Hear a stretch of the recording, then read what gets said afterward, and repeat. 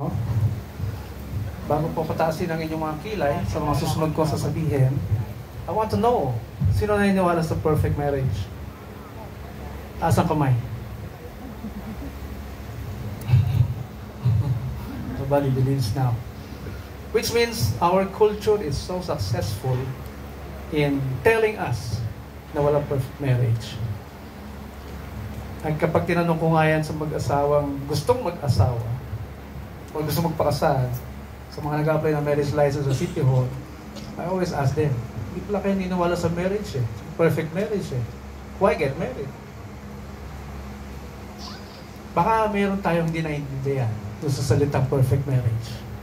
Tutulungan ko kayong maintindihan. Okay? Because anything that we don't understand, hindi natin magagawa. No? May mga taong alam pero hindi ina-apply. Because he does not believe in it. Anything that you don't believe, you'll never make any effort to achieve it. Hindi ka niniwala eh. You will just brush it aside. Okay. So pag-aari kasi sa perfect marriage, let's start with the perfect first. According to Socrates, if you define the word and the meaning of that word, you will be wise. Okay? Socrates, the most influential philosopher in the Western world. The word perfect dates back to the Renaissance, the French Revolution, where people learn to measure. Yung measurement. Now, every time they will make a product, merong drawing yan, may design, may sukat. Pag tumama na yung produkto, according to the design, they call it perfect. It fits the measurement they draw. Now, let's go to the marriage. Marriage is from the word gem, a precious stone. You are two precious stones. And you will only hear from the religious people na pag nag-asawa ang babae at lalaki, you will become one. And science cannot explain that. Even the philosopher cannot explain that. It's only the Bible can explain that. Kaya magugulat ka, pag hindi kayo nagdi-decide ng isa, may stress.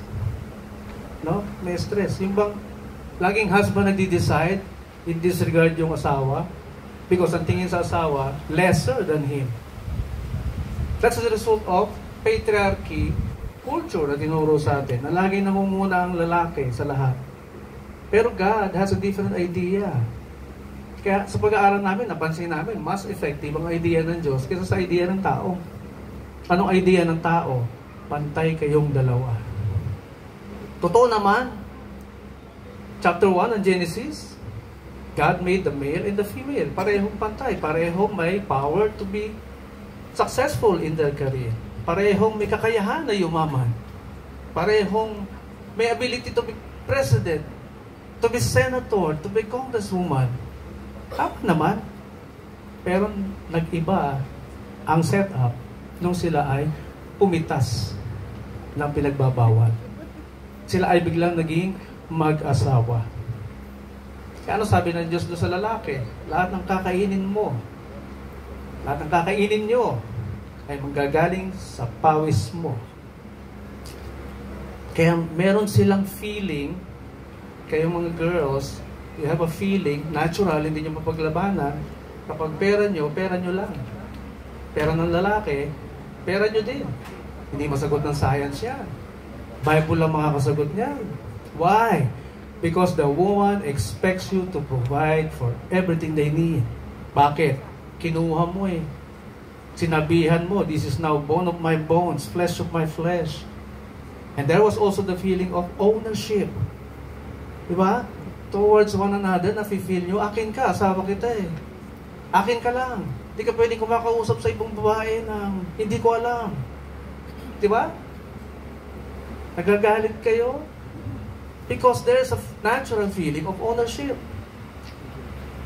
And you can't control that. Because it's natural. O, isa pa. Bakit Kailangan sa katawan ng lalaki, kunin ng babae, instead sa lupa din. Para daw maintindihan ninyo na pag nag-asawa kayo, husbands, yan ay galing sa katawan mo. Yan ay baby mo. That's why they feel like a baby. Ano ba yung ginagawa natin sa baby? Kailangan hindi nagugutom ang baby. Kailangan hindi umiiyak ang baby. Kailangan hindi nasasaktan ang baby. Kailangan laging busog ang baby. And laging protected ang baby. Gusto laging siya ay protected, warm, comforted. Diba? Yun po ang epekto ng pag-aasawa. Kaya the more na naiintindihan mo yan, the more na mas madaling i-handle ang inyong relationship. Ano nga ba kasi ang perfect marriage? Sinulat ko para tuloy-tuloy. Para lang ma-miss. The fusion of two precious elements. Paano ba nagiging pure ang isang precious stone? Paano nagiging pure ang silver? Paano nagiging pure ang gold? Yan po ay dumadaan sa pressure, sa init. Kaya, sa umpisa ng araw na inyong relationship, you will naturally be tested. Because pipilitin kayong pag-isahin for the first 5 years, scientifically speaking. First 5 years ang test. Gano'n kayo katibay para maging isa nang hindi inaaway ang bawat isa. Nang walang feeling na ako dapat masunod because mas matalino ako sa'yo. Ako yung dapat masunod because may doctorate ako, ikaw, college degree ka lang. Testingin kayo sa ganyang paraan. Bakit? Because you need to become one. That's Albert Einstein's observation also. Sabi niya, marriage is a race. Pag sinabing race, pwedeng umiksi or humaba ang buhay mo. Paano? I-stressin ka lang ang asawa mo. Gigisingin yung natutulog mong sakit kahit wala kang bisyo. Sakit na minana mo for 4 generations. Lahat ng doktor na nakilala ko, tinanong ko na, totoo ba yan mo, Doc? Yung mga sakit, namamana for 4 generations? Yes. It is also biblical. Nagigising ang sakit sa stress. Kaya asawa lang natin talaga ang pwedeng magpaiksi o magpahaba ng ating buhay. Pero sabi ni Einstein, it would be an enjoyable risk if you have the same spirit together. Same spirit. Ano yung spirit? Adi yung lahat ng gusto niyo sa buhay, iisa lang dapat. Hindi kalaban ang turing mo sa asawa mo. Hindi inferior. Pantay pa rin kayo, pero sabi ng Diyos, yung idea ng Diyos, He will rule over you. 4 na bagay ang sinabi ng Diyos kay Eva matapos silang pitasin ang pinagbabawal. Number 1, mahihirapan ka sa panganak. Number 2, in pain, you will bring forth children. Number 3, your desire will always be to your husband. Lagi mo nga hanapin husband mo kahit saan siya nandoon. Ang 4, He will rule over you. So para hindi kayo magpatayan, sabi ng Diyos, the man will rule over you. Problema yun sa babae kapag yung lalaki is not ruling the house properly. Nagiging diktador. Gusto siya laging masunod. Yun po yung bawal. Yun po yung boundaries. Bawat law may boundaries. Or that law should be your boundary. Ano yung boundary? Do not be harsh to the woman. Bawal maging harsh sa babae. May mga salitang harsh para sa inyo, di ba? Sabihan kang maalat ng luto mo. Harsh yun, di ba? Ano pa? Sabihan kang parang nag-iiba na itsura mo. Nagiging losyang ka na. Harsh yun. Di ba? Now, the key is, according to experts, learn how to communicate properly nang hindi direkta. Kasi, you cannot be harsh to them. Bawal. Anong gagawin mo? Reverse it in such a way na mas matutuwa pang pakinggan kaysa mainis sa'yo. For example, kahit pag sinabi mong maalat ang luto mo, imbes sabi mo sobrang kahit na totoo, sabi mo, honey, nag-sale ba yung asin today? Diba? That's one way to communicate properly. May humor. Ha, Justin? Isa yun sa kailangan mo develop. Ha? Kahit na totoo, huwag mong sabihin diretsahan. Because kailangan nila hindi maging harsh. Very soft lang. Okay? Now, so let's summarize. A perfect marriage is a partnership of a man and a woman who does not attack each other, who defend each other's name, honor, or reputation. Pinagtatanggol pa yung asawa, yung kanyang karangalan, yung kanyang buhay. Hindi pag nakatalikod ng asawa kung ano kinukwento sa friendship, sa best friend. Best friend mo dapat, asawa mo nga eh. Hindi nalalaman ng best friend mo yung problema mo sa asawa mo. Sino una makakaalam? Hindi yung asawa. Diba? A perfect marriage is a partnership who's not giving conditions before they love or respect each other. Wala na yung, paano kita mamahalin, hindi mo ako nire-respeto? Or, paano kita i-respeto, hindi mo man ako minamahal?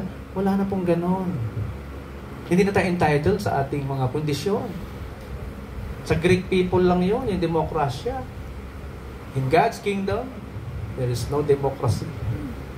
All you have to do is to comply. And you will see the benefits. Nag-try kang mag-comply. And sabi nga ng mga scientists, kahit nagigil ka sa husband mo, gusto mo sapukin. Sabi ng scientist, give the respect. Mas lalo kang mamahalin niya. Yung bang ngaw-ngaw ka na ngaw-ngaw? No? Hindi pa rin sila kumikibo. Hindi talaga kikibo.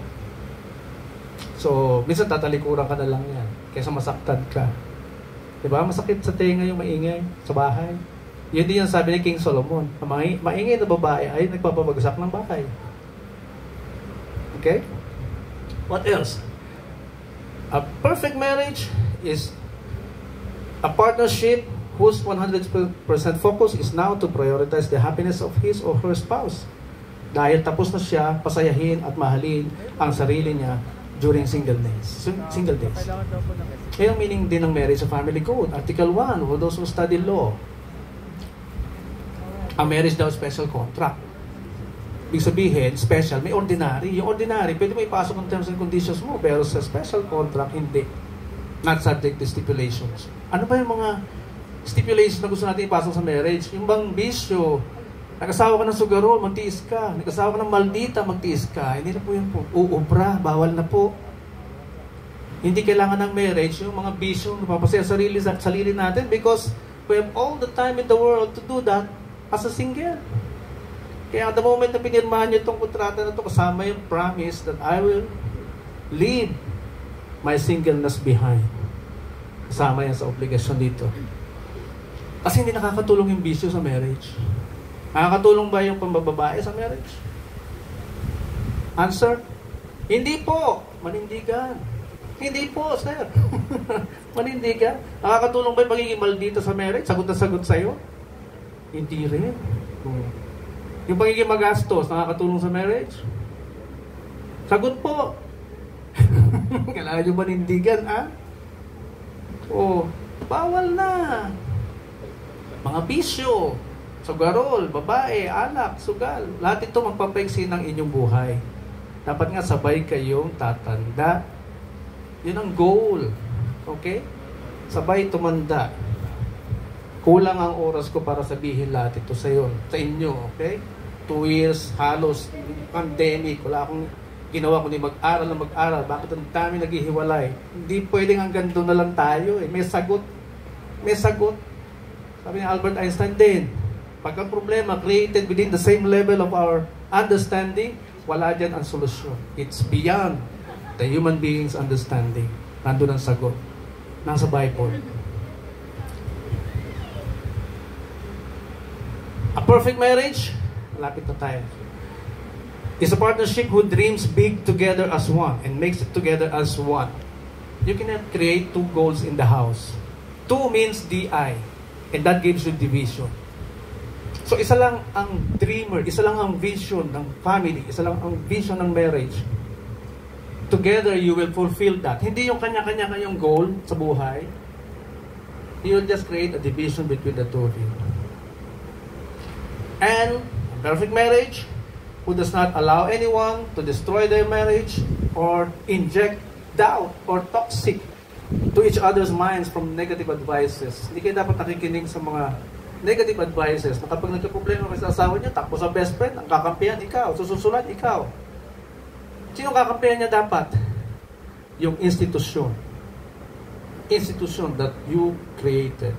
Okay?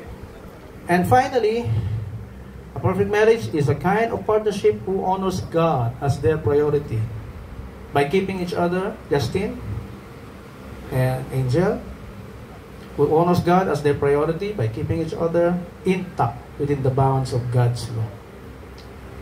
Now, these are all knowledge na hindi natin natututunan sa college, sa university, o sa simbahan. We really made an effort to understand marriage. Kaya sa mga mahihirap na lugar, pupunta po kami. We created a foundation to teach these things, also to teach the children how to be successful in life. Kailangan mabawasan yung poverty natin. Kailangan dumami pa yung naniniwala sa perfect marriage by being an example, a role model to everybody. Dahil ang mga nagsasamang may maayos na marriage ay kusang lumalago ang buhay. Pinag-aralan na po yan sa University of Pennsylvania. Malagong buhay, mahaba ang buhay kaysa sa mga single. So, lumalapit po kami, naglalambing lang kami. Nagpaalam na rin naman kami sa kanila.